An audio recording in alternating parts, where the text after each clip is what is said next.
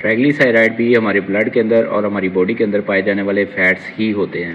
جب آپ بہت زیادہ چکنائی والی چیزیں استعمال کرتے ہیں یا بہت زیادہ آئلی چیزیں استعمال کرتے ہیں اور آپ کی باڈی کے اندر فیٹ کی مقدار بہت زیادہ ہو جائے تو ٹرائگلیسیرائڈ کی مقدار بھی بڑھ جاتی ہے۔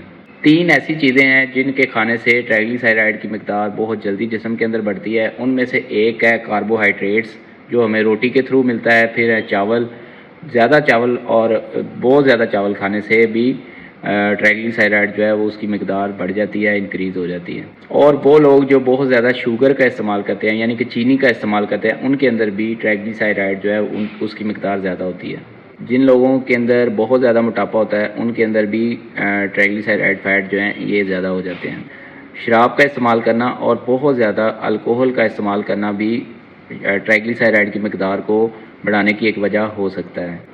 شوگر کی مقدار اگر کنٹرول میں نہ رہے اور بہت زیادہ بڑھتی جائے تو بھی ٹرائگلیسیرائڈ جو ہیں وہ بڑھنا شروع ہو جاتے ہیں۔ ورزش نہ کرنا بھی ٹرائگلیسیرائڈ کی ایک وجہ ہو سکتی ہے۔ کچھ ایسی اسٹیرائڈ بھی ہیں اور کچھ ایسے بیٹا بلاکرز بھی ہیں جو کہ ٹرائگلیسیرائڈ کو بڑھانے میں اہم کردار ادا کرتے ہیں۔ پھل، سبزیاں، ایکسرسائز اور ڈیلی لائف کے اندر تھوڑی سی تبدیلی کر کے آپ ٹرائگلیسیرائڈ جیسے مرض سے بچ سکتے ہیں۔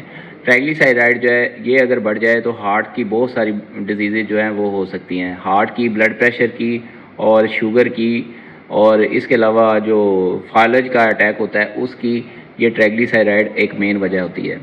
اپنا ڈھیر سارا خیال رکھیے گا۔ Take care.